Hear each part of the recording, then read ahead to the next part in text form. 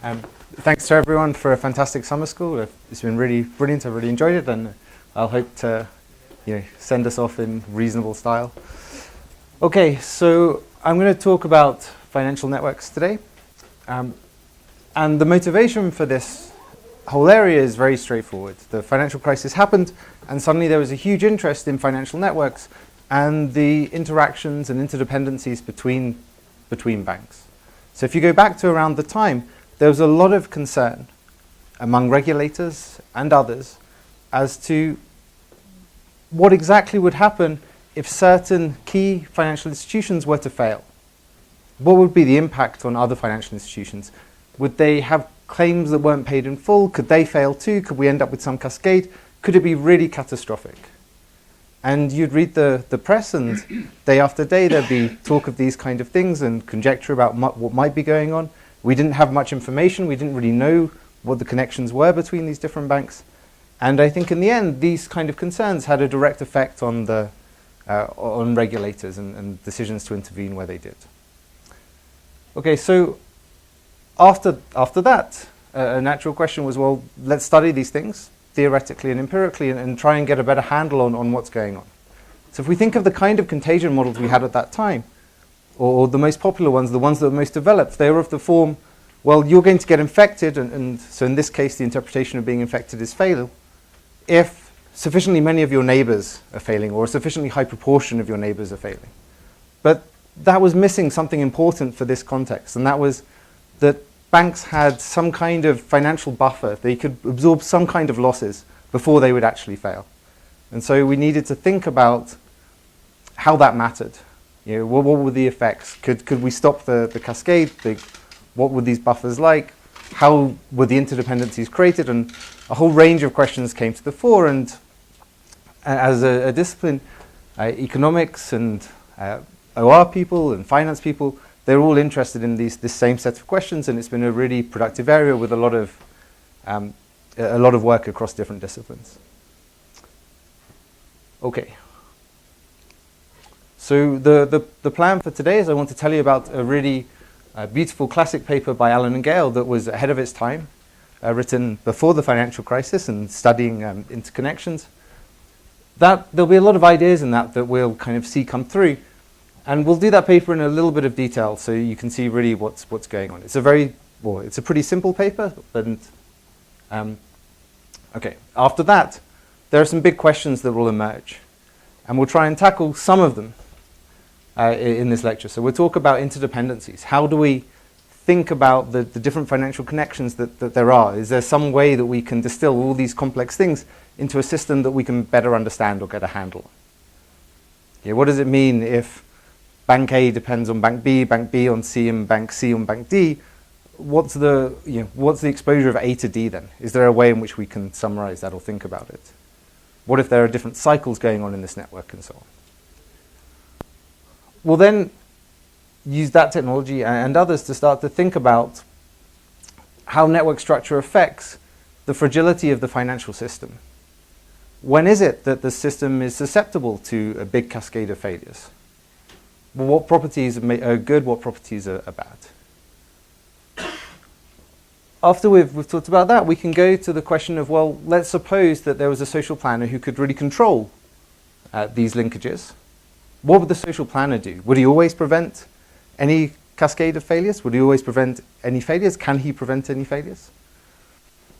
And once we get a little bit of a handle on that question, we can start to ask, would we expect these networks to arise endogenously?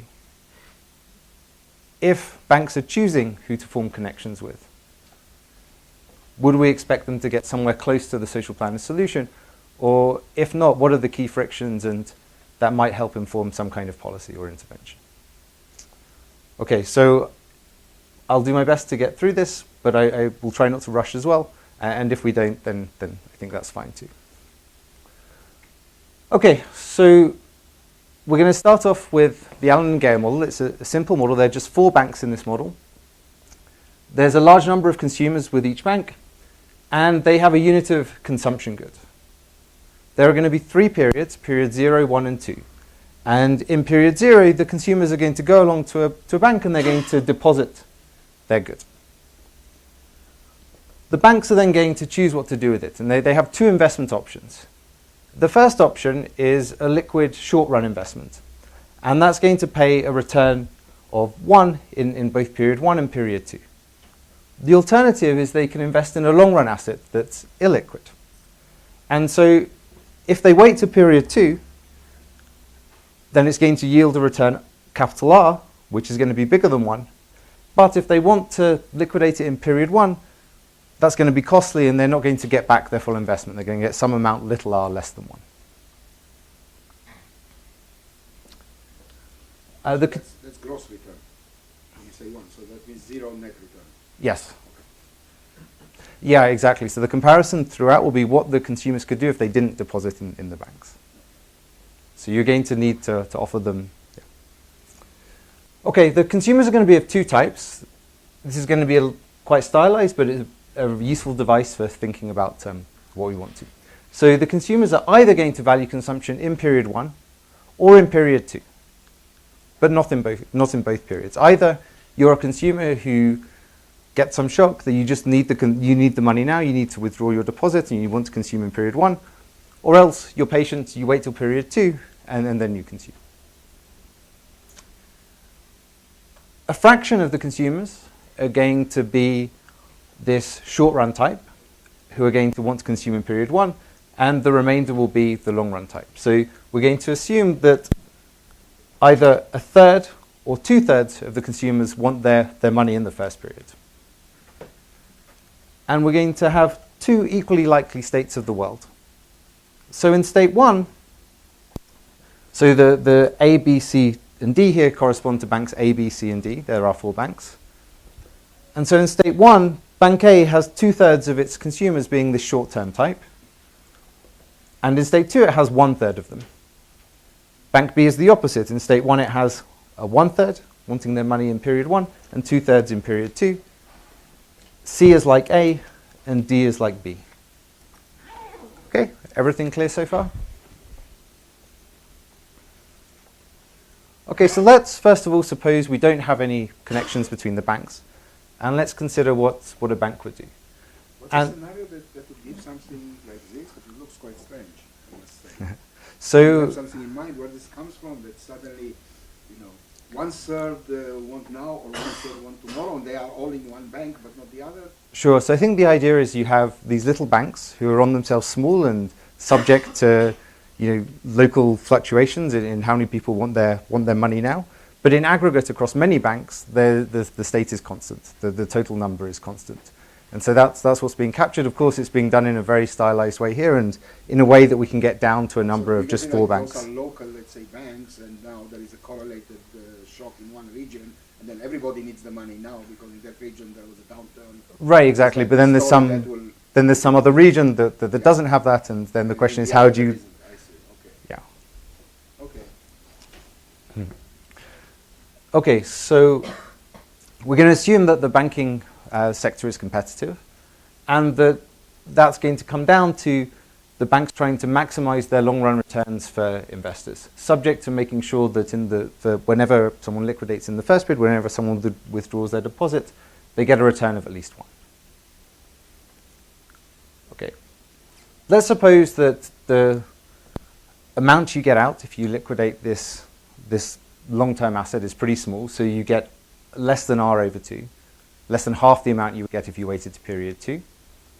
Then the best the bank can do, operating in isolation, is to invest 2/3 of its units deposits that it gets into the short-run asset and 1/3 into the long-run asset. So if it does that, in the state of the world where 2/3 of the people want the short-run asset, they're going to be able to satisfy that demand, and they'll have the 1/3 left in the long-run asset for the long-run consumers. But in the state of the world where it's only 1/3, then they're going to have too much of the short-run asset, and that's going to reduce the returns that are received in period 2. Okay, so for bank A and C, in state 1, the period 1 returns will be 1, and the period 2 returns will be R. But in state 2, you still get period 1 returns of 1, but in period 2, you're going to get an average of R and 1. Okay. So we can do better, and the way we can do better is by adding an interbank market. And that's the optimum, given the constraint that you must give one to the short, to those that want it in the first period. You're Yeah. not allowed not to be Yes. solvent there. Yes, so it's important that you do that, because otherwise the consumers would have an option of not investing potentially, or and we'll come in a minute to what happens with consumers who might want to withdraw early if they, yes. Okay, so we're going to add an interbank market. This is a feature of real financial systems. There is an interbank market in which banks lend to each other. And let's suppose that all banks deposit 1/12 in each other. Okay, so Bank A deposits 1/12 in B, 1/12 in C, 1/12 in D, and likewise for B, C, and D. So the net effect is 0, right? So if I'm You thinking, didn't draw BD just because of convenience? oh, I meant to. Okay. Thank you. Sorry. Yes, the links between B and D are missing by mistake. No, but maybe there is something important. Show us. Yeah, this is going to happen again, actually. But okay. Okay, so we're going to do that. And of course, because you're making these deposits of 1/12 in all the other banks, and they're making a deposit of 1/12 in you, the net amount of money you have to invest in the short run or the long run asset doesn't change. You're still going to have this one unit to invest. Okay, but now let's suppose that the banks invest half in the long run asset and half in the short run asset. So instead of investing 1/3 in the long run and 2/3 in the short run, they're now putting more into the long run asset. Okay, so let's think about what happens in state 1. So in state 1, banks A and C can withdraw their deposits in the other banks. So B, D, and in each other. And in state 2, banks B and D can do that. And when they do that, we'll find out that everything works out. You're going to have enough money to pay back your short-run deposits and still offer the full return of R. So let's to the long-run depositors. So let's see how it works. 3/12, only 2/12. Only 2 banks are in the good state. There are 2 banks that are under. So you have a right to withdraw your deposit in all the banks that you made a deposit in, including the one that's in the bad state, but it deposited a 12th in you as well, and it has the right to withdraw that 1/12 too. So the net effect is going to be 2/12, but okay, so let's think about the inflow of money you have. You've invested in period 1. So we're in period 1. We have some consumers who are demanding their deposits back. How much do you have to pay them? Okay, so let's suppose we're in state 1, so there are 2/3 of the short-run consumers for Bank A.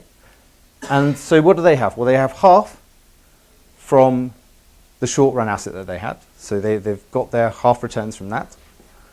And then they have deposits worth 3/12 across the 3 banks that they're going to take out. So they have cash of 3/4 on hand. Sorry, it's still 2/12.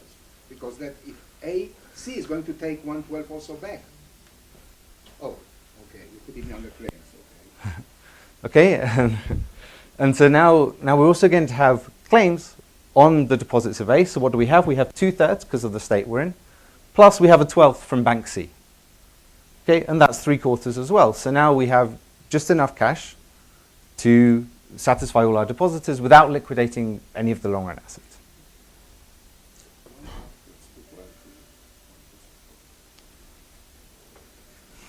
It's possible that these calculations are wrong, so keep me honest. No, Okay. Okay, so suppose we're still in state 1, and now we want to think what's going to happen in period 2. So what return can we offer our long-term investors having done this? Well, in period 2, we've got the long-run asset that we're going to get our return R from. We invested half in it, so we're getting R over 2 from that. We've already taken out all our money from the other banks, so we don't get anything from here. So we have a total inflow here of R over 2. And what do we owe people? Well, we have 1/3 of our depositors of this long-run type who are coming in this second period, plus there are 2 banks who want to withdraw their deposits now, and we have to offer them the higher return too. And so the total claims are a half. And that means that we can offer our long-run depositors a return R. So if you liquidate in period 2, you're going to get the full return R. Okay, so actually that was the same as we had before. But the key thing is that now when we're in state S2, it's going to work and we're still going to be able to offer R. Okay, and so you can do the calculation. I'm not going to do it here, but in state S2, because the other banks are withdrawing their deposits from you, you're keeping yours, you're going to end up being able, in the second period, to go to the other banks you made those deposits in, ask for the return, ask for them back, you're going to get a return R on those, and you can pass those returns on to your long-term depositors. Okay, so now in both periods, we have a period 2 return of capital R. So through this interbank market, we've done better. We've basically smoothed the idiosyncratic fluctuations, and there's no aggregate fluctuation, and so we're able, by investing, on average, half the deposits are short run, so we invest half in the short run assets, and half the deposits is a long run, so we invest half in the long run deposit, and we can offer the best possible returns. Okay, so this was the complete network with these links too. And you might ask, did we need the complete network? Could other networks have worked too? So in this case, a cycle network would have worked as well. So if A had deposited 1/6 in B, B had deposited 1/6 in C, C had deposited 1/6 in D, and D had deposited 1/6 in A, you can go through the calculations again, and again everything's going to work out, and you're going to be able to get the return of R. That's not the only thing we could have done. We could have put them in pairs. We could have had A deposit in D and D deposit in A, B deposit in C and C deposit in B. Okay? So we're indifferent between these things. They're all yielding the best possible return R, and adding the interbank market has helped us. Okay, but now we're going to suppose that there's some unexpected shock. So with probability 0, some state is going to occur that we weren't expecting and that's going to be bad. So what's going to happen in this state, this S bar state, is that now the short run depositors, the people who are demanding their returns, it's going to be half everywhere except for Bank A, where there's going to be 3/4. There's going to be this extra shock of a quarter. Okay, and this is going to mean that the aggregate claims is bigger. Okay, so because this is a 0 probability shock, the previous networks that we looked at and the arrangements we looked at are still optimal. Okay, and we're going to ask what happens in this event.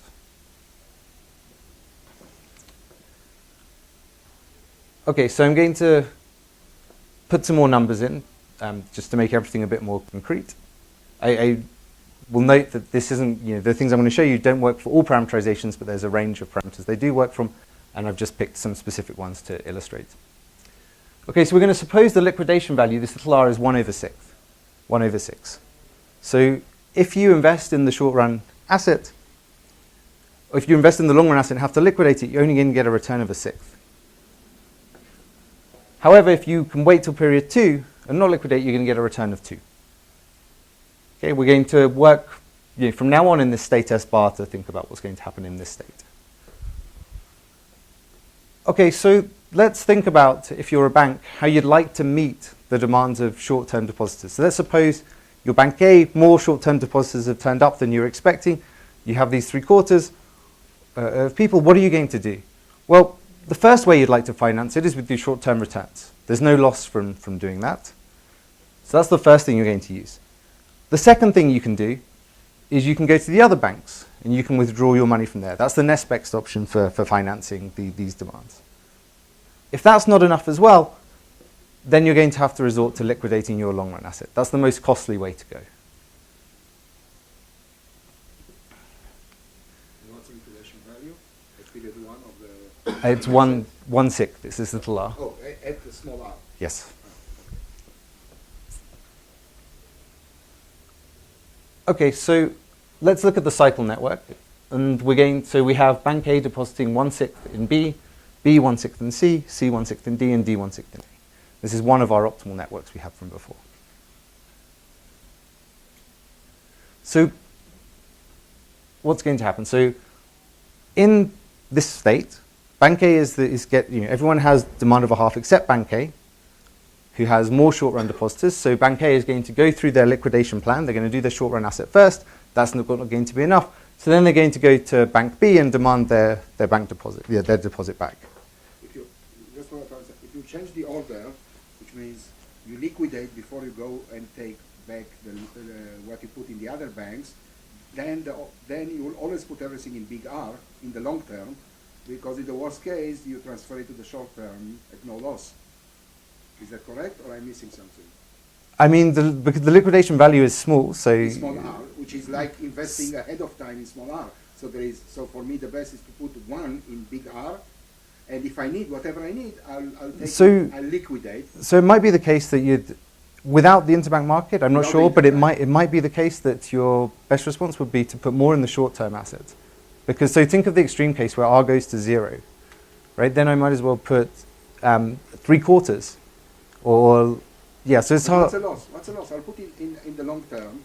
If some people want, I can always transfer a long term into short term, but I still have the option that if nobody comes, I'm going to get the long term. Right, but every time you transfer it, you're losing 5/6 of the amount.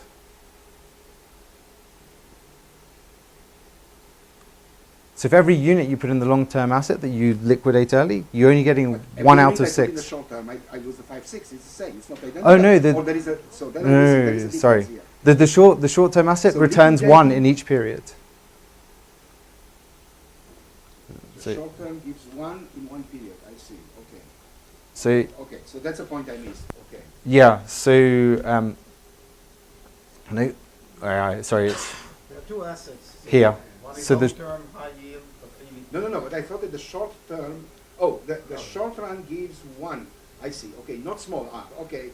yeah. Okay, So the long-run asset, when I liquidated, thought gives. that is also small r. So that was my mistake. Okay, good. Sure. So No, thank you. Like it's helpful. No. Now it's clear. No, that's why I was surprised, because it sounded too good to be true. Yes. too bad to be. Oh, too bad. No. Okay, sorry. No. Okay, so Bank A is going to go to Bank B. They're going to want to withdraw their deposits so they can, satisfy their short-run depositors' withdrawal needs. That's fine. They'll go there. They'll withdraw this 1/6. The problem is that with the state in the States, Bank B has depositors of a half as well, short-run demands of a half. And now that this 1/6 has been withdrawn for B, B can't meet those demands either. So B is going to have to withdraw its 1/6 from C. The same is going to be true for C, and the same is going to be true for D. So everyone is going to withdraw their deposits in period 1. Okay. Okay, so that means that, in particular, Bank D is withdrawing its 1/6 from Bank A, and so A has exactly the same net cash flow as before, and is still not able to meet the short-run demand. So what's A going to have to do? Well, it's going to have to now liquidate some of its long-run assets. And there are 2 cases that we're going to consider. So one is where I can liquidate a small enough amount of my long-run assets to meet these demands that my long-run consumers are happy to stick with me. It's in their interest to not demand the return in period 1, and they'll wait till period 2 and they'll get a higher return. So as long as I can offer them more than a return of 1 in period 2, they'll stick around. However, if it's the case I have to liquidate so much of the long-run assets that they can't pay these period 2 depositors back a return of at least 1 in the next period, they'll take what they can now instead, and we'll have a bank run. Okay, so there's 2 cases. There's the insolvency case with no bank runs, and there's failure where there's a bank run and all depositors are going to withdraw their deposits. So you're assuming that you are not committed to return to the long run guys are. Right, exactly. You're not committed. You're not committed to that. No. I mean, yeah. You are committed to fairness. Yeah, the short run guys, you have to give them at least 1. If not, they could force you into bankruptcy or something like that, where you have to liquidate the long run assets and pay them what you can. Okay.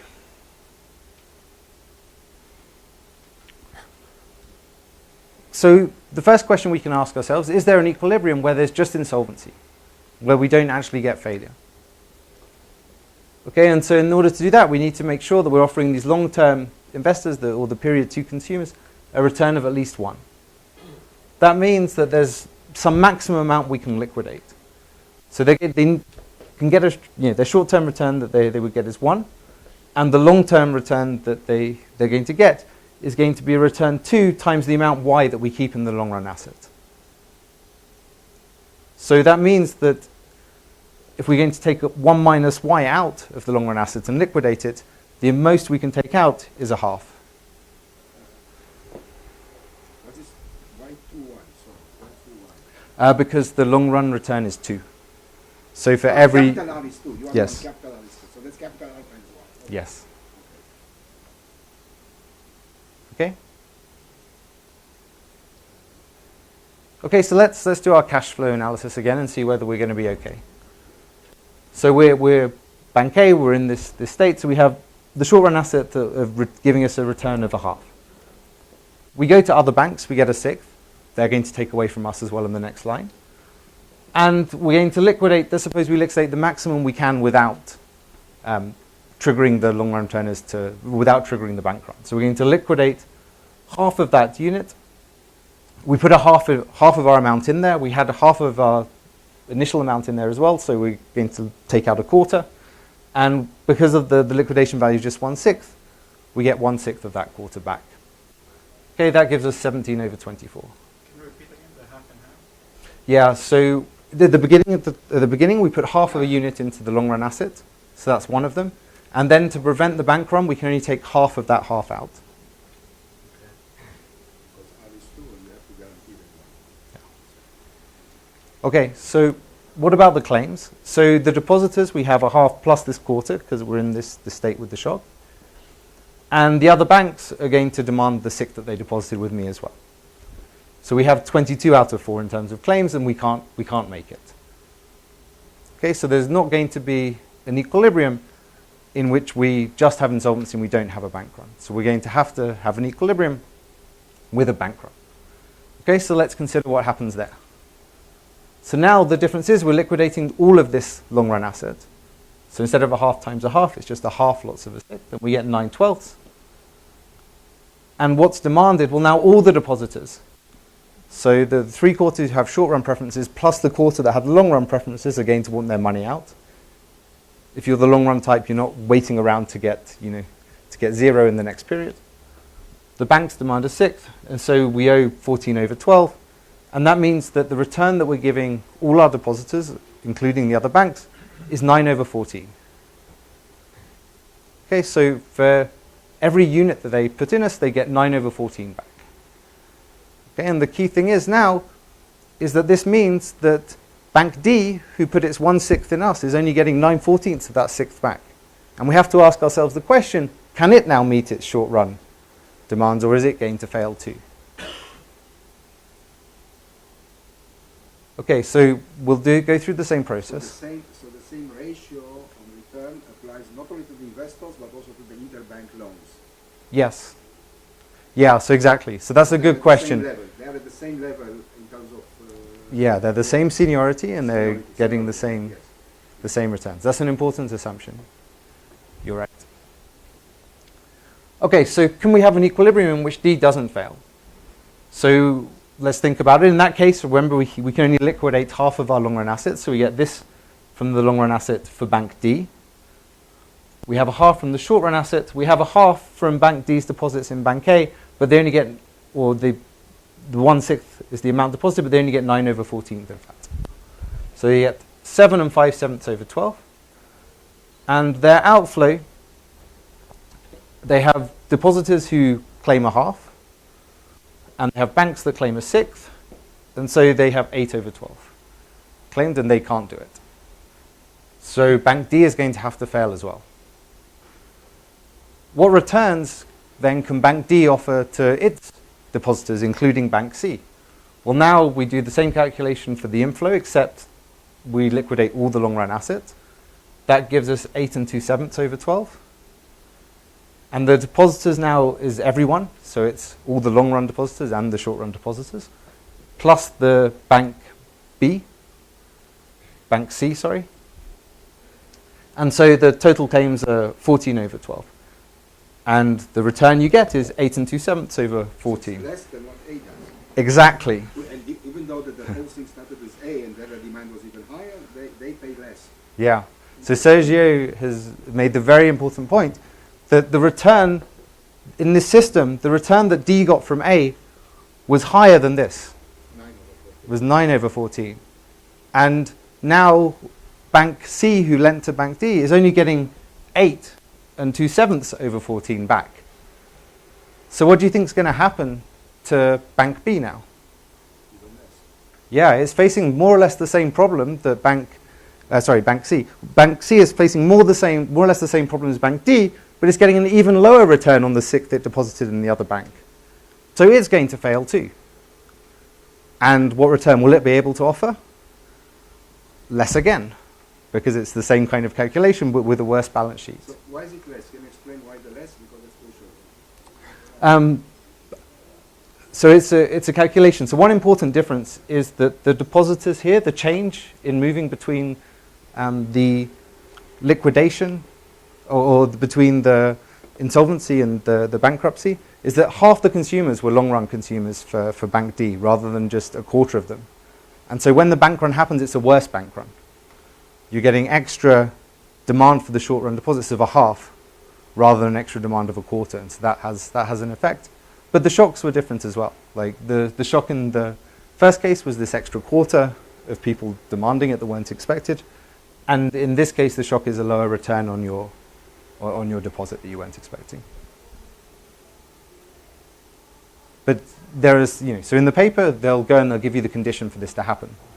So for Bank A, the first one, the first line, instead of 9 over 14, you had 1. That was the difference. If I compare the same... The first row?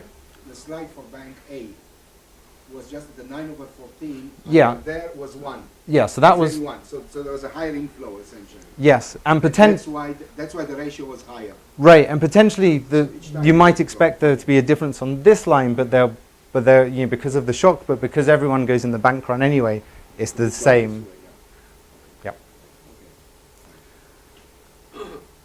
Okay, so this slide just says exactly that. And so we're going to get a cascade of failures where all the banks end up failing. Okay, so yeah, so that's bad, and actually we'll find out when we do that our calculation for A was too optimistic, because we assumed they could withdraw the full 6, and they won't be able to, but that's okay. It's like we still get the cascade of failures. Okay, so this financial network turned out to be very bad for this unanticipated shock. What about other financial networks? Does the network structure matter at all? So let's think what would happen if we had the complete network with the links from B to D added. Okay, and so we're back to depositing a 12th in all others. So the first question is, does A still fail? Okay, so let's do the same calculations we've been doing. We get a half from the short-run asset, 3/12 from the other banks, and a half of a sixth from our long-run liquidation. That's the most we can do without failing.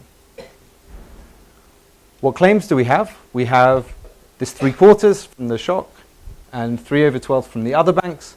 And so again, we can't avoid Bank A failing. Okay, what return does Bank A give its depositors? Well, it's going to end up giving them 2/3 in this case. Okay, so it's just again the same kind of calculations. I won't walk you through this one. The key question though is, does D fail now? And there's an important difference in D's balance sheet. So before, we had this short return applied to 1/6, the whole amount you were lending. But now only one of the banks that you lent to has suffered this shock. And so the discount only applies to 1/12 of the amount you're lending. You still have the other 2/12 in the other banks that you were able to withdraw without penalty. And that makes a crucial difference. So now you have enough to meet your short-term demands and to be insolvent, but without failing. And so that means that Bank C, who lent to Bank D, is going to get paid back in full, and there's going to be no cascade. So they are going to get less of the long run, less than a half of the long run being liquidated. Yes. Because Yeah, exactly. This is the that's most also you the could do bound without. you can do it. Yeah, exactly. You'd liquidate just enough so this was 9 over 12 as well. Hmm. Yes. But it relies on the just network having more links. So just a conjecture is that the more links you have in the network, the more stable it is with respect to the type of shocks. Excellent. We'll be very interested in that question, but not yet.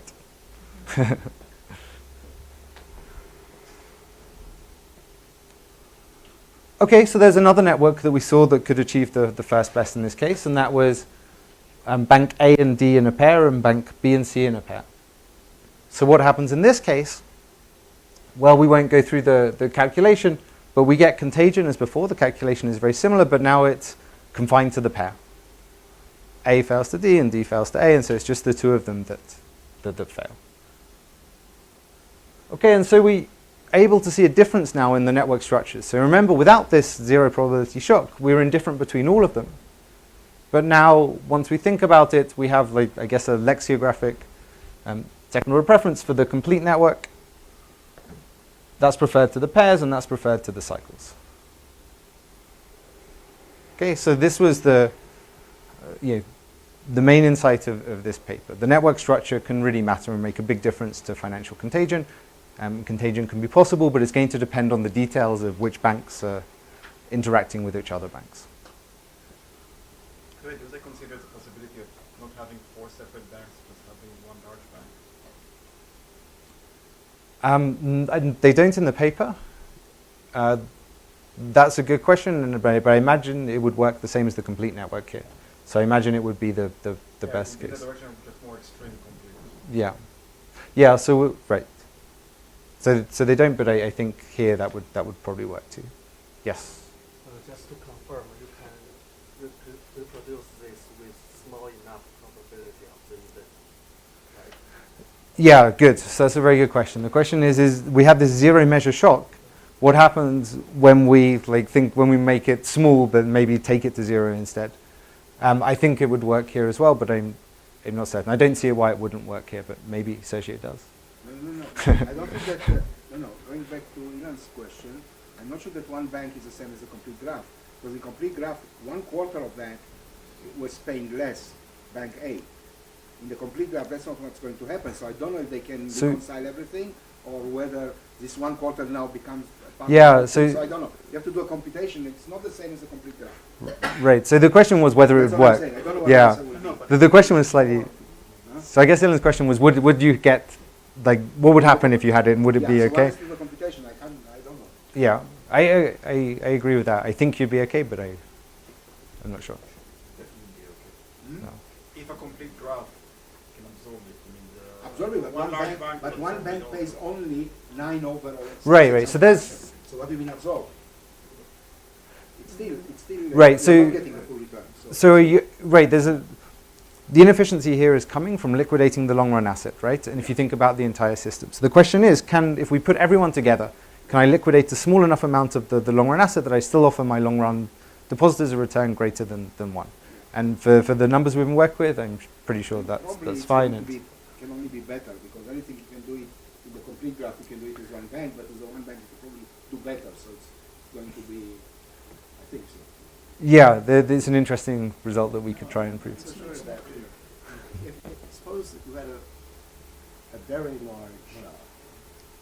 That would knock out the single bank if there's one big bank. It would also knock out one bank in the complete network, but only that bank. The rest of the banking system would be... Absolutely. So the size of the shock, fixing it like we did, is important, and the type of shock is important as well. And we'll discuss in a minute what happens when we think about those things. Actually, related to your question, Eric, is this. So so here we had this return of a sixth being generated. If we instead set that return to be 0, what do what's going to happen then?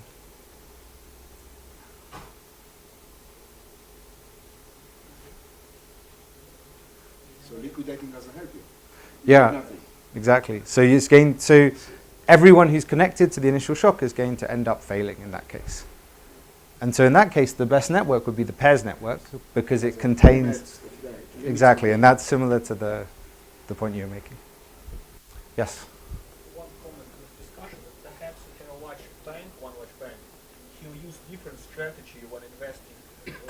short term or long term as compared to complete network? And that also might matter. So because the complete network is getting the first best in terms of offering the short run guys 1 and the long run returns R, I think with the zero probability shock, you'd still invest the same aggregate amount in the short run versus the long run asset as one bank. But then you'd still face the same liquidation problem. But in principle, it could be different, I agree. If you weren't able to get the first best in a network, for example. Okay. Okay, so this is a very nice model. It makes some good points about the structure mattering, and it gives us some insights as to how it matters. But there are some important generalizations we might want to know more about. What's going to happen when we consider a financial system that contains more than 4 banks who are interacting in complex ways with each other? We can think about arbitrary networks rather than these very specific kind of cycles, complete networks, pairs networks. In these more general systems and in this more general setting, can we keep track of the different independencies between banks? Can we say something general about which network structures are conducive to cascades of failures, which if we were to look just at what the network looks like, would that tell us something about how fragile it is? What would a social planner choose to do? And can we expect these kind of outcomes to be reached in equilibrium?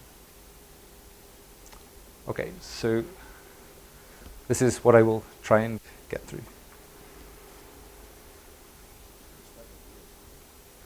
Yeah, okay. Okay, thanks. Okay, so I'm going to follow a paper with Matt and Ben that we have in terms of how to model these more general interdependencies. There are alternatives out there. I think the most popular model to work with is a paper by EisenbergNoe. I'll tell you a little bit of how that differs as we go through.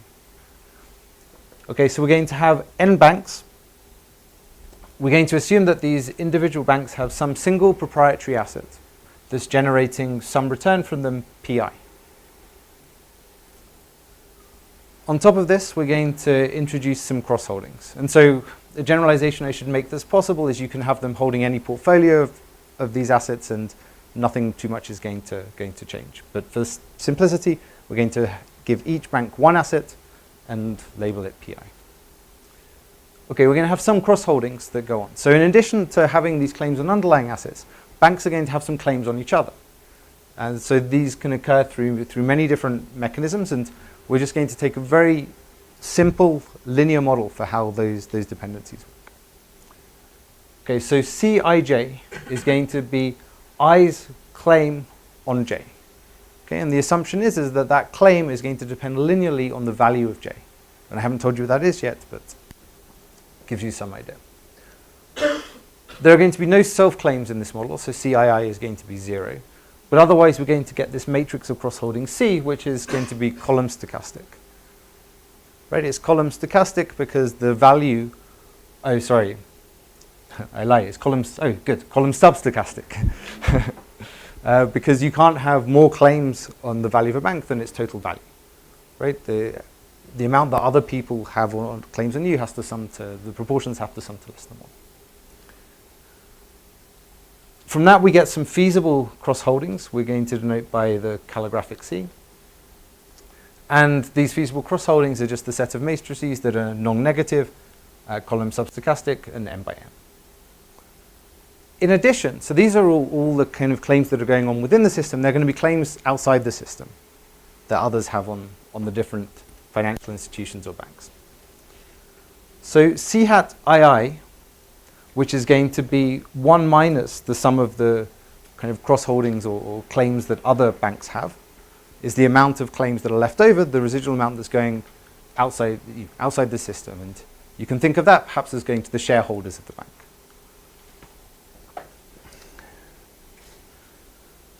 Okay, and we're going to form the matrix C hat as well, but it's just going to have these diagonal elements. All the off-diagonal terms are going to be equal to 0.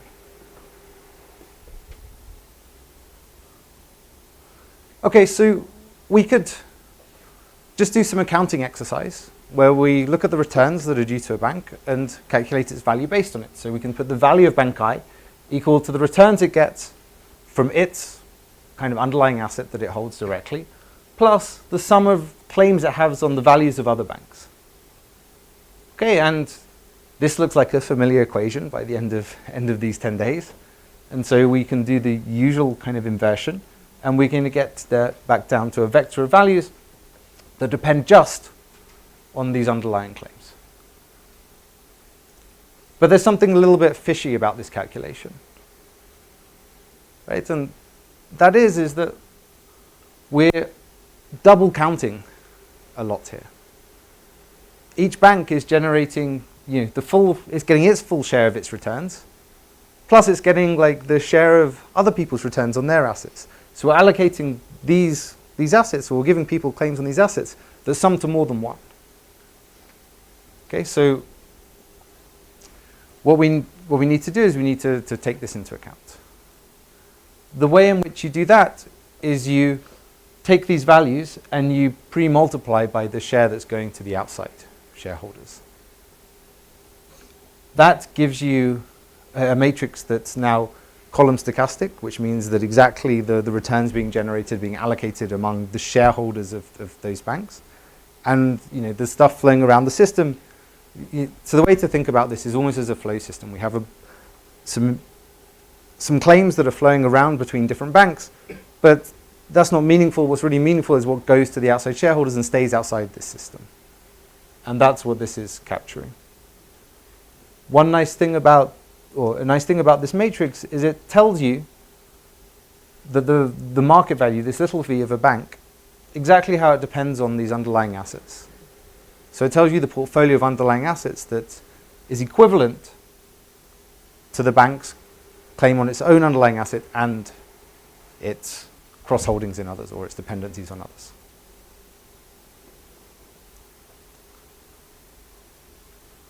Okay, so let me give you an example. We're going to have cross-holdings of a half. So we have two banks in this system, 1 and 2. Bank 1 has claims of a half on Bank 2, and Bank 2 has claims of a half on Bank 1. And outside shareholders have the remaining half in both cases. And we want to think about what's going to happen to a unit of investment income. Ultimately, which shareholders get the claims on that unit. Okay, so let's suppose that we get $1 of investment income generated by Bank 1's underlying asset. Ultimately, who benefits from that? Which of the outside shareholders? Okay, so the 1 unit, we can think of those claims. 50 cents of it is going to go straight to the outside shareholders of 1, and 50 cents of it is going to go to Bank 2. When that 50 cents gets to Bank 2, half of that is going to go back to Bank 1, and the other half is going to go outside of the system to outside shareholders. Okay, and we're going to keep iterating, and so on, and eventually we're going to converge to 2/3 and 1/3. Okay, and this is exactly what we're going to get from our A matrix calculation. So it's going to tell us that the returns generated by Bank 1, which is going to be column 1, 2/3 of them go to 1's outside shareholders, and 1/3 of them goes to 2's outside shareholders. Okay, so we want to take this system. Because summation of VI is equal summation of PI. Yes. So you take the total return, which is summation PI, and it's distributed in some way that Absolutely. Yeah, so this is exactly telling you, so we have these complex web of financial interconnections. It's telling you ultimately what that means in terms of your claims on these underlying assets. At the moment, there's not much else going on here, right? But the thing that we're going to do to the system that's going to make this kind of interesting and tell you why it's not just claims on a portfolio of underlying assets and why it matters which banks you have connections with is by introducing these failure costs beta. Okay, so now we're going to assume that when a bank's market value crosses some critical threshold, it's going to fail. And when it fails, that's going to entail it incurring some failure costs. So maybe that comes from liquidating assets inefficiently, or from some misallocation of resources that occurs when a bank fails and lawyers come in and stop you doing activities that you want to do. And there are various mechanisms that you can think of that would generate these costs. Okay, we're going to let little bi of vi be a function that is this bankruptcy cost, or this failure cost beta, times by an indicator that tells us whether bank I failed or not. So whether its market value, this little vi, is less than some threshold that we're picking. Okay, so this indicator is 1 if my value is less than the threshold and 0 otherwise. We can take the equations that we had before, and all we're going to do is we're going to add in this last term, these bankruptcy costs, but they're only going to be occurred when you fail. When we do the same calculation as before, we get this condition out. So we now have the market values depend on this matrix A, these dependencies, or this network A. And now it's not just, this doesn't just describe the claims on the underlying assets you have, but also the claims you have on these negative bankruptcy costs.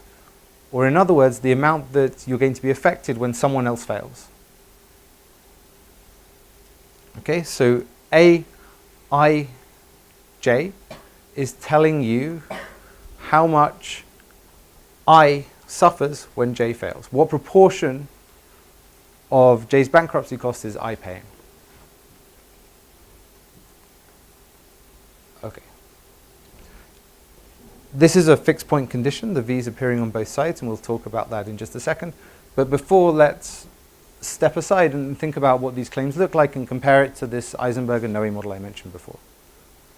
Okay, so the EisenbergNoe model has a similar setup of claims, but the claim you get paid in full in their model unless you default. So my claims on so bank I's claims on bank J are worth their full value until bank J defaults, and then they get rationed. Okay, so as we change the value of bank I get the full value until something, till some critical point, at which point the returns are being rationed among different banks, and I get less. Okay, so this is a classic model of how you'd expect debt to look like. In practice, debt might not look like that because the value of a debt contract may decrease before then, but let's put that aside for now. A way you might generalize their model would be to say, well, at some point you get some kind of disorderly default. So people start accepting write-downs on their debts. You can imagine the trouble Greece got into when it was writing off 50% of the value of loans it had taken from other countries. And that occurred in an orderly way without really occurring the bankruptcy costs. You can imagine there's a second threshold at which things really go wrong. And that's where the disorderly bankruptcy occurs, where no longer is it kind of agreed and negotiated that we'll have these write-downs and we'll keep going, but you really get wound up, your activities get stopped, you stop generating returns, and the lawyers come in. At that point, we would get a discontinuous jump down because we get these costs being incurred. And then in the proceedings, we may have the amount and different creditors owed being rationed out of whatever's left. Okay, and so we'd carry on down. So as the value of bank J is decreasing, the value of I's holdings in J are going to look like this. So the model that we're looking at is just this portion. So we're ignoring the point where banks or financial institutions are sufficiently healthy that it doesn't matter, small changes to their value don't affect your claims on them. We're really focusing on this point where the system is distressed and where already the value of debt in these banks is going down as bad things happen to it. Okay.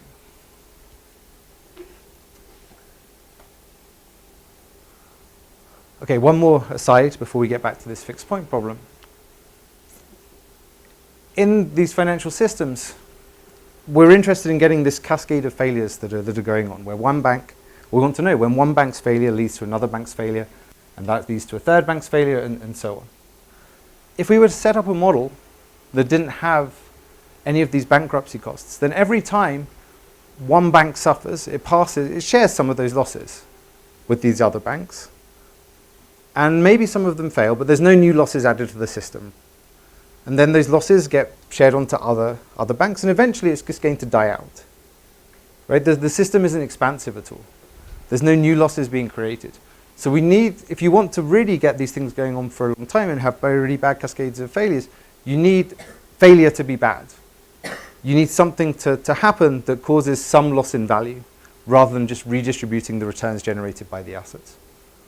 Okay, and so without these amplification mechanisms, you can show that the interconnections just don't matter very much. They're not very important they're not first order importance. And there's a nice paper by Glasserman and Young that has this as a benchmark model and then thinks about adding in different kinds of amplification mechanisms. To be fair, a message from that paper is that they find that the networks still don't matter very much, and the takeaway is that perhaps we need multiple amplification mechanisms working in concert with each other in order for cascades to be bad. Okay, so once we have bankruptcy losses being occurred when someone fails, that creates new losses in the system that get passed forward to other banks. That creates more losses when they fail that get passed forward, and we can kind of be self-sustaining. We can keep getting the propagation of failures go on. Okay, so here the mechanism that we're talking about is just directly subtracting off these bankruptcy costs. But something else you could do is you could look at fire sales. So if you think about what happens when a bank is getting close to fail, it wants to liquidate some of its assets. We saw that in the Allen and Gale paper, right? Now if I liquidate some of my assets, the price that I get for those assets is going to depend on what the market conditions are like. If the market is very thin and I'm trying to liquidate a lot, the value is going to go down a lot. What's worse, suppose it just goes down a little bit for me, but then my failure triggers another failure. Now someone else needs to liquidate the same assets. That's going to push the market value down further, and so on. And so you can get another mechanism that's creating balance sheet losses, which is just that everyone wants to sell at the same time. That's a question about process. It seems like,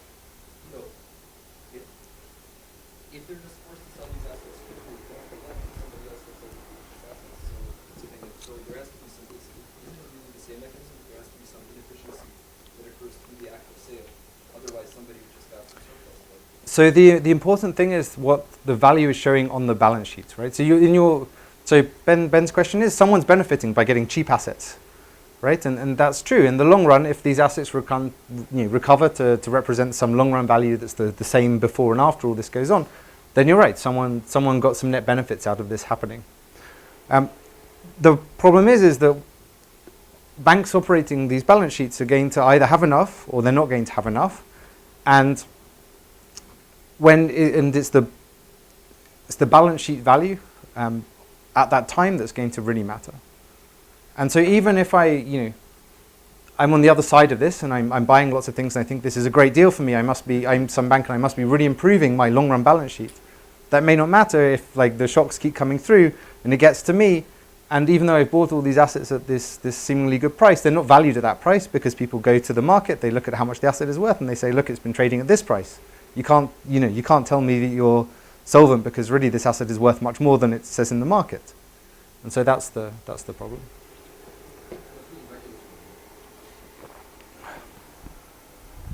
Actually, never mind. Yeah. Yeah.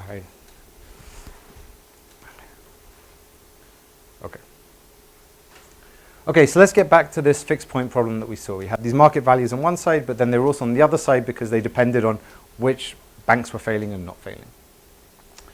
So you can show that there's always a vector of consistent market values. That's true even without bankruptcy costs. Well, that's true without bankruptcy costs. And when we add bankruptcy costs, we still get existence, but we now get a multiplicity. So there are now going to be many fixed points that are all consistent with each other.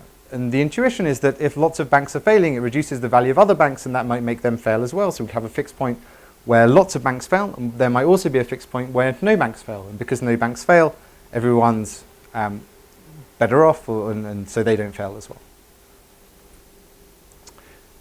Moreover, you can show that this set of equilibria, these set of fixed points, form a lattice, and that there's a best case outcome in which the minimal set of banks fail.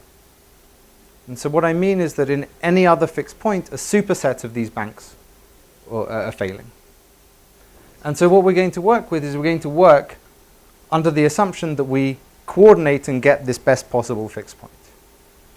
It's a strong assumption. I think it's interesting to think about what would happen if that wasn't the case and if we jumped to a worse fixed point.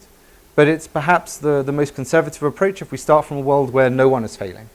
So if we start from a world where no one is failing and we consider a shock, we're going to be thinking about the best case contagion, and it could be worse. This structure comment also holds in the EisenbergNoe model, once you introduce failure cost to that, and that's shown in a paper by Rogers and Virat, and is going to hold more generally than both those models too. Essentially because bankruptcies are complementary. One failure makes another failure more likely. Okay. To this model, we're going to add some firm-specific shots. So we're going to select one firm uniformly at random. We're going to take its assets and we're going to devalue it by an amount epsilon, which is the size of the shock. And we're going to ask, or you can ask lots of questions. The first set of questions we're going to ask is, how does that shock propagate through the financial system? Who fails? Do we get a cascade of failures? Okay, so the way we're going to go about thinking about this is by setting up a random graph model. And in general, and you even get a little bit of a flavor of this from the Allen and Gale paper, it's possible to wire the network in ways that are very conducive to cascades of failures and very robust to cascades of failures without changing many of the aggregate properties of the network, say the average degree or the degree distribution and so on. And so working in a random graph space is going to help discipline us from that and look at something like an average effect that we might expect to see. Okay, so the probability that a given link is present, so that a bank I depends on a bank J, is going to be given by some parameter D times by n minus 1. And then what we're going to do is we're going to set the cross holdings between banks I and J equal to C over dj if they have a link and to 0 otherwise. Okay, so in this model, D is going to be the expected degree of the bank. dj is going to be the realized degree of bank J. And this little c is going to be the proportion of the claims that are held outside of the system as opposed to within the system.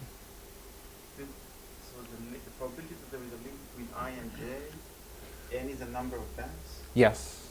So the more banks there are, it's more likely that I and J will form a link? Yeah, so so we can think about what, yes. That should be divided by. Oh, I'm missing an over. Yes, you're right. Thank you, Ben. Yes, sorry, so, yeah, good.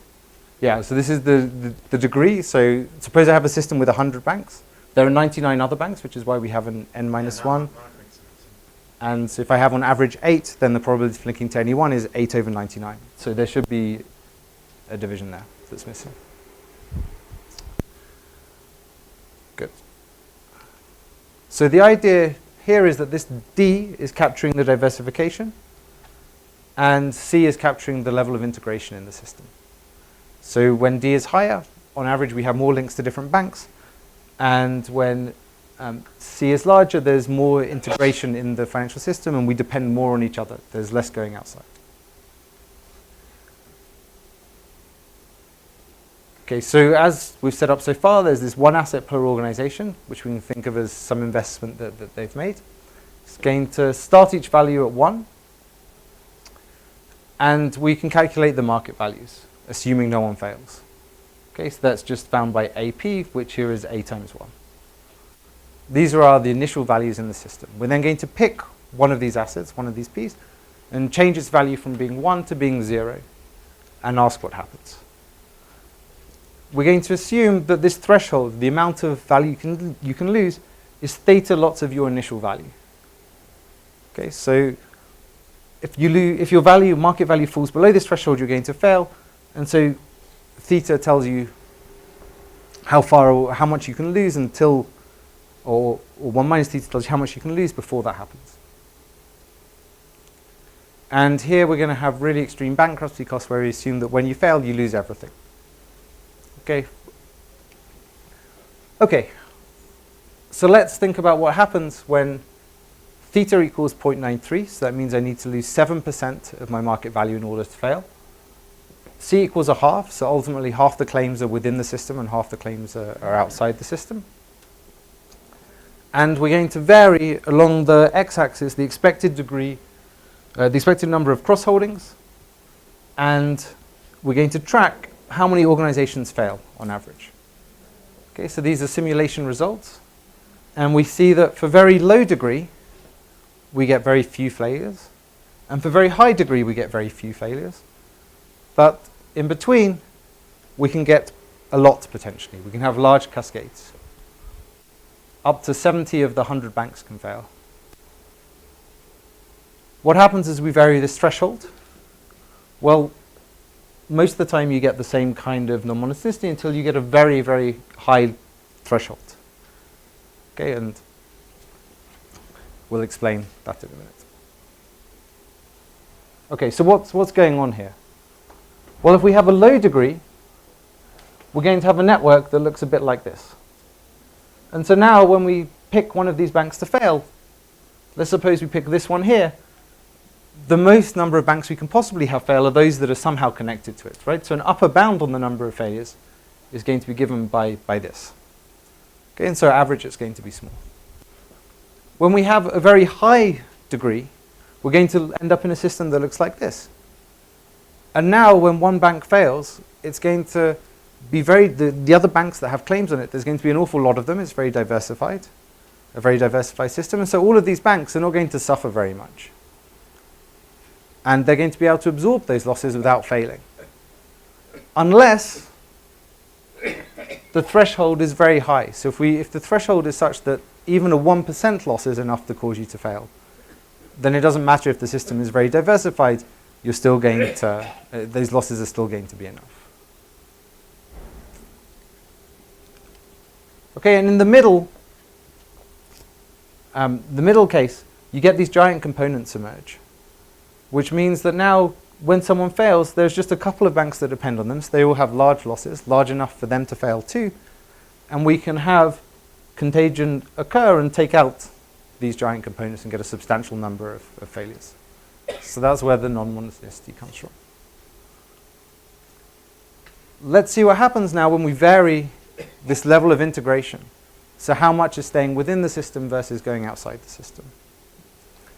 And so this yellow one is 0.1, then there's a 0.3 which is here, then we're 0.5 up here, then 0.7 comes back a bit and 0.9 comes back a bit as well. So again, as we vary this level of integration, we're seeing a non-monotonicity. So this is perhaps a little bit more surprising. So what's the story here? What's going on? Okay, so I think as expected that if the level of integration is very low, then most of the losses are going to go outside the system straight away, and we're not going to get a cascade of failures. So that makes sense. And as we get to intermediate, higher levels of integration, enough losses are going to stay in the system that it can be bad. But what happens when integration gets very, very high? Why is there not a problem then? Well, when integration gets sufficiently high, what happens is that we avoid the first failure. I depend now so much on the rest of the system, the other banks in the system, that even when it's my asset that's taken to zero, I have enough claims on other assets out there that I don't fail. And so you never get the initial failure occurring to create the cascade. Sorry? These assets, are they dependent probabilities of failure? Are the assets dependent? Each bank has a specific asset. Yes. Which are these failures independent? Right, good. Yeah, so the shocks that we're considering here is that all the assets value is held at 1, except one of them that we shock and send to 0. So all the interconnections are coming through the banking system, and there's no correlated shocks in terms of the values these assets take.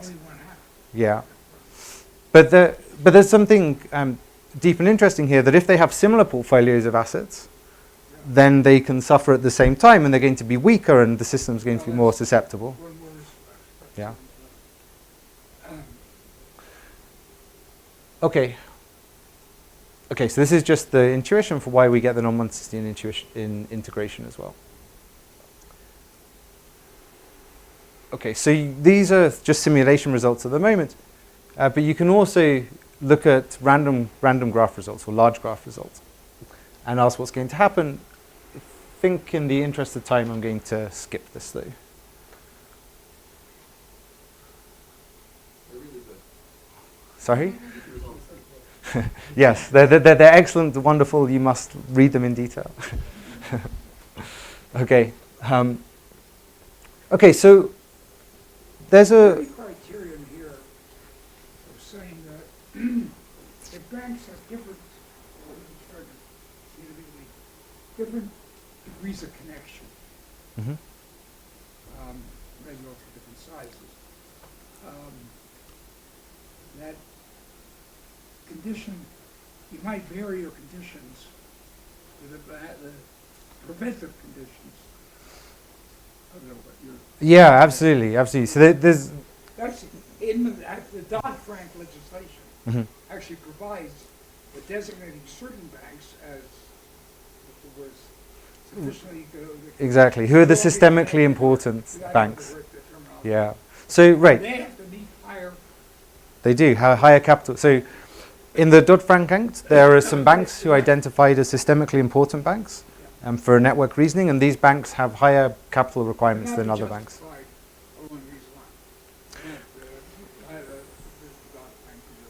Yeah, so, right, so underlying this question as well is that the results I presented you so far is for a very symmetric banking system, right? It's like ex ante, everyone is looking identical here, and in practice there's a lot of heterogeneity both in size and in links. So if you actually look empirically at these networks, the kind of structures you see are these core periphery structures. So you have a small number or fairly small number of very large banks. You have strong connections with more or less all of each other. And then you have a lot of smaller banks that have connections just to one or two banks in the core. And so you might ask, well, what properties of this structure are particularly bad for cascades of failures? And so in the paper, so we don't have analytical results on that, unlike this case, which is more tractable. But we have run simulations on those cases. And you get similar non-monotonicities, actually, but in different parameters related to the size of the core. So I won't get into that too much for time, but it's in the paper and interesting. Okay, so something you get out of this analysis is that just by looking at these non-monotonicities and thinking about what's going on, you can see three things that are going to be essential for us to get a large cascade of failures. First of all, we need an initial failure. We need, if that doesn't happen, there's no cascade. This seems very trivial, but I think it's still a useful way to think about it. You need local contagion. You need that first failure to result in their neighbors failing. And then you need wider propagation. And that's only going to be possible if there are sufficiently large components, and local contagion is only going to be possible if neighbors are sufficiently exposed to the initial failure. Okay, and so you can think about these non-monotonicities in integration and diversification as acting through these conditions. Right? And so, for example, when integration is very low or very high, then we don't get the initial failure, and that would stop the cascade. And we've been through them, so I won't talk through them again, but this is how they work. Okay, so we've seen a little bit, and there's a lot more out there, but a little bit about what kind of structures look bad for or susceptible and fragile to these cascades. A natural next question is to ask, what would a planner do? If a social planner could come along and design this network, what kind of system would that planner design? Okay, and so we're going to set up a planner's problem where we're going to assume that the planner's objective is to maximize the expected value of the market values of all the banks in the system. And we're going to add in a constraint that the planner has limited ability to redistribute value across these banks. So what this constraint means is that if we're in a world where there were no shocks and everyone had claims on their underlying assets, the new network that is formed can't make anyone worse off. Okay, so it has to satisfy an individual rationality constraint if all shocks were zero probability, for example. Okay, so this is a technical constraint. It'd be nice to get rid of it. It may be possible to, but it isn't done yet. Yes? Yes. Yes, so the plan is thinking about a fixed number of banks and how to wire. We can solve the problem for any n, and then if you want to, we can optimize over the number of n2, but I don't have results on it. okay, so let's first of all think about small shocks. Okay, so I'm going to define small shocks as being less than n lots of r. So r is now the normal return an asset makes without a shock, minus v lower bar. Okay, so this is like so if a bank was operating in isolation, this is the buffer it has that it can, the losses it can absorb before it would fail. So n lots of this is the value of the total, all the buffers in the system, or the total equity value, if you like, of all the banks that are out there. So if shocks are small and less than this amount, then we can always choose cross holdings that generate, at least in the limit, A matrices, dependencies, such that everyone has a 1 over n share of everyone else's asset or underlying asset. And you can show that this is a solution to the social planners problem in this case. Okay, and here we have this very strong levels of diversification going on. The shock is just to one bank. Just to one bank, absolutely, which is important. And here the message is a little bit like the Allen and Gale paper. When we create lots of integration, the system as a whole can absorb the shock without anyone failing, and so that's going to be the best thing to do. Here, the social planner's objective of maximizing these market values comes down to minimizing the expected number of failures. Those two things are the same. So if it can avoid failures, it's doing the best it can.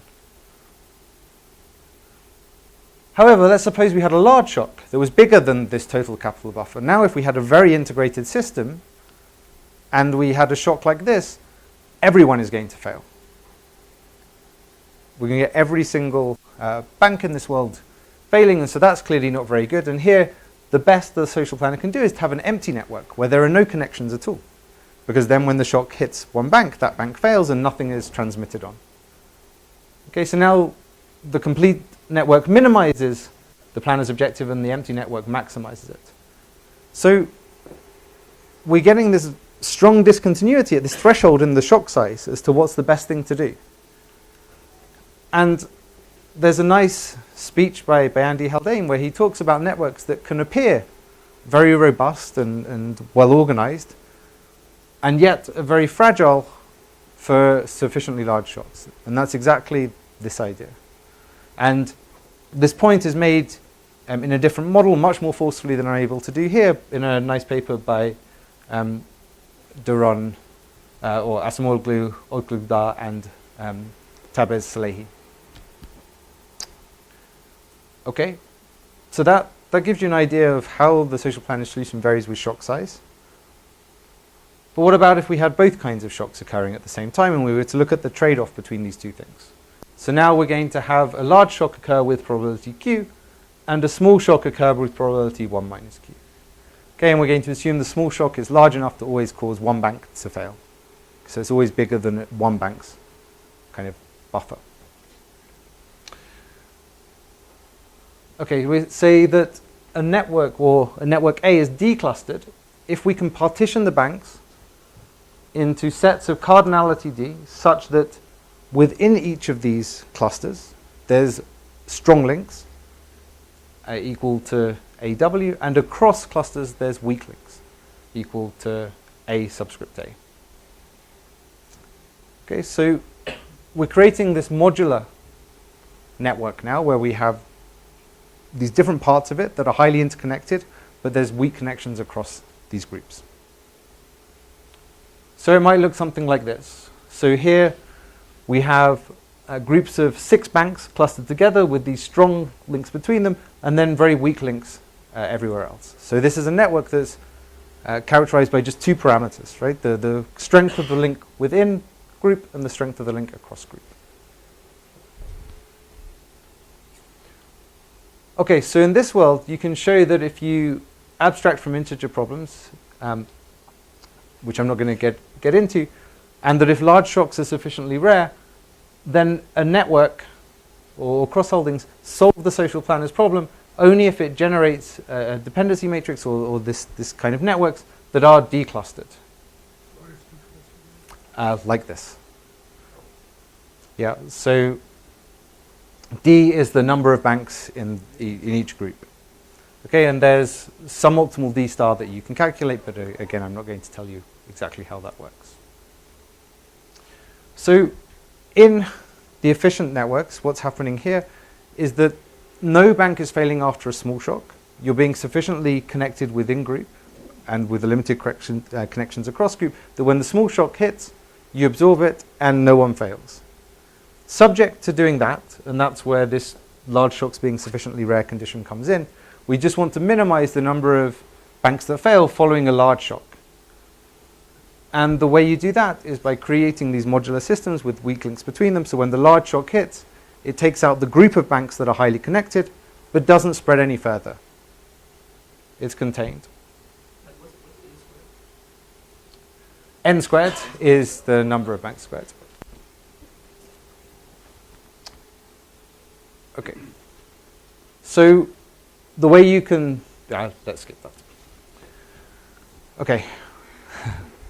Modularity is a pretty familiar thing that comes out of network analysis. You can go across lots of different disciplines that look at networks and think about what networks are robust. You can think of electricity networks. These things come up in biology too. And often something you want to do is create these modular type structures. So it seems like something that we see again and again and again, and perhaps it isn't so surprising that we also see it in a financial network context. Yes? You are assuming here that the social planner is limited in the sense that you can decide on the network. I mean, you could, for example, put a regulation about what are the liabilities between the bank as a function of the size of the shock. Yes, So absolutely. we have a connected network, but if the shock is, for one bank, is enormous, then the regulator says, well, you know, then this Right. Absolutely. the shock So, stops here. The shock yeah. stops here. Good. So the question is, like, we've really constrained our social planner just to choosing these connections and have the system operate in the way that we've set it up. In principle, a regulator come along and do many different things. They could write potentially a complete contract that would really do implement the first best every time. And so, if there's enough contractual completeness, you're always going to be good, and you're always going to be able to get the first best But it's outcome. A rather mild, seems But- to be a rather mild assumption. Yeah. So Contract's completeness is an extreme. right. It's just talking about the shock. So I would say. Recognizes. I would say even in this case, where we're like constructing the structure of the bank, that there's no way a regulator actually goes and gets to choose that. So this is really just a benchmark as to what we might expect a good system to look like in this world, where banks are independently contracting with each other and having these kind of contracts. So the question then becomes, what if banks could write more complex contracts with each other? And there's going to be a result that says if they can write sufficiently complex contracts that are contingent on everything, on the shocks and so on, then you're going to be able to do better than you can do in this restricted contracting world. Another measure of robustness of the system is, rather than looking at the probability of systemic failure, look at the cost of bailing banks out so that they don't fail. I think in reality, that's usually the response to the threat of a systemic failure. Yeah, so that's a very good question. So this is all premised on you not intervening and not bailing out banks. So I think the way you would think about this is as motivation to bail out banks, right? This is the counterfactual of what would happen if you don't bail out banks, and maybe on this basis you should step in. You could. Is preventing the banks from getting into a dangerous. Yeah, well, that's Right, a so- measure of how robust you are against getting into trouble in the first place. That's what Yeah. So You have to be very careful because you have to know all the data to be able to separate between the small shocks that the system can absorb, where you do want them to be connected and you don't want to step in, and the big ones where you want. So you have to know all the data of the banks on the size of the shocks that can be absorbed. What is distinction between small and large? So if you want a regulator that will do something conditional on that, that has to know those numbers essentially, That's called what's big stress and what's test. small, and keep of course revising them continuously, because those things change, of course, they are not fixed. That's the purpose of stress tests. Yeah, so I think that Okay. with stress tests, you're trying to say, okay, let's take the financial system as given and let's see what kind of shocks are really bad, and are they completely implausible? Are they, are they plausible? And if they're plausible, then maybe we want to intervene and do something that we think would help. Yeah, so there are, for sure, there are lots of levers that can be pulled by regulators. I don't think it's everything, but there's a lot of work to be done thinking about how different things work, and there's a lot of work out there that does as well. Okay. And something you could certainly do is limit the demand that one bank can make on the other. Yeah, so there have been proposals along those lines. If the shock is bigger than something, then you don't want always to do. Yeah. Okay.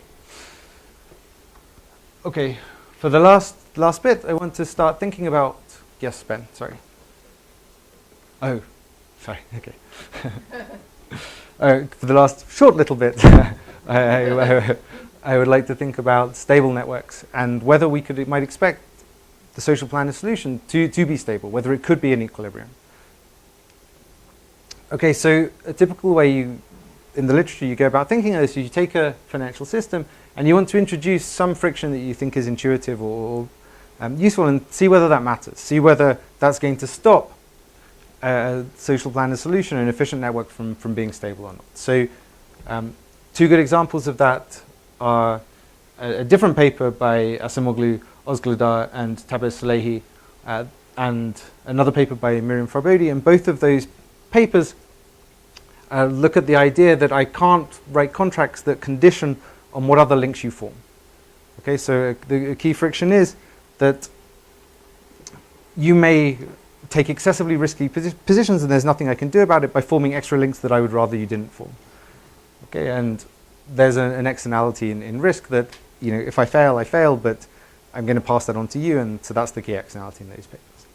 I'm going to talk briefly about an alternative friction to think about, and that's the misaligned interests of debt and equity holders. So following on from the classic work of Merton. Okay, so in order to do this, we're going to extend the framework we've had just a little bit. So we're going to think about this V lower bar as being the liabilities that are due to external creditors. Okay, so when my value falls below this amount, the external creditors come in, they say, like, we demand to get paid, then they initiate the bankruptcy or the failure. So if my value is less than that, then the outside debt holders force failure. All debt, interbank and outside debt, is equally senior, so everything gets paid in proportion to what's left. After the bankrupt or after the failure costs have been taken out, then equity holders are going to get nothing. If my value is greater than this threshold, then the outside debt holders are going to get paid in full. There's going to be some residual amount left over which equity holders are going to get. And implicit in this formulation is that the banks here that also have these claims on me are going to be accepting right down to, or their value of their claims on me is going to depend on my value, whereas the claims of outside debt holders doesn't. It's full until we reach this threshold. And so these guys, I guess, are big enough that they can negotiate with the bank, or there's some story like that you can tell. It also makes the simplest change to the model that we've been thinking about so far. So we still have market values with this given by the same equation. The equity value now is the maximum of the market value and the threshold, or 0. And the debt value is the minimum of the market value and the amount they're owed, the threshold. Okay, and so the total value is equity value plus debt value. Okay, and so the social planner now is maximizing the sum of equity, shareholders' values and debt holders' values. Okay, so there's something interesting that you get out of the social planner solution that we saw before. And that is if we restrict ourselves to the class of networks where no banks fails under a small shock, so we saw that was an optimal thing for the planner to do, and we continue to abstract from integer problems, then the socially efficient networks have the following properties. Firstly, they minimize, within this class, the payoffs to shareholders, and secondly, they maximize the payoffs to debt holders. Okay, so even though the social planner is maximizing the sum of debt holders' values and equity holders' values, it does so by favoring the debt holders relative to the equity holders. And the intuition is that really what it wants to do is just avoid failures. So C star is the same as before, was solving the same problem as before. Yes. And now you're saying how this is divided, The solution between the outsiders and the shareholders. Yeah, exactly. So basically what you want to do is you want to take money from if you can, you want to take money from a healthy bank, which is the shareholder value, and you want to transfer it to a failing bank so it no longer fails, which is the debt holders. And so that's why you get this conflict. Okay, we then consider very simple types of trades so that banks just exchange cross-holders in each other. It's a very restricted set, but we're going to show even when we just restrict these kind of trades to occur, the efficient network isn't going to be stable. Okay, and that's what this result says. Sorry, I'm really out of time if you hadn't guessed by the speed at which this is happening. It's driven by the fact that shareholders don't have full liability, they have limited liability, so their losses are bounded below by zero. You get rid of that, you get rid of the problem. It's also driven by the fact that the shareholders are choosing what to do. You're maximizing shareholder value and you're not caring about the debt holders. If instead you minimize the probability of failure, you'd be fine as well. Okay, the final thing I'd like to mention is that in this case, if you allow a more general set of trades, then the kind of trades are profitable are those that generate systemic risk. Okay, so what do I mean by that? So let's suppose I'm the shareholder of a bank and I'm thinking about an exchange with another bank. I would like my dependencies to increase on the banks whose failures are more correlated with my own, and to be reduced on the banks whose failures are less correlated with my own. And the reason is that when those other banks fail, I then don't mind because the losses are being passed to my debt holders and not to myself. Okay, and so I'll end there. There's lots of limitations, there's lots of work to do, and this is only a very partial summary of some papers. There's a lot of literature out there, and yes, thank you.